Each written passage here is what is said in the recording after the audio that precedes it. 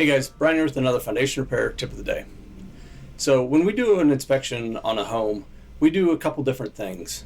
One thing that we really make a primary focus is getting accurate floor elevations.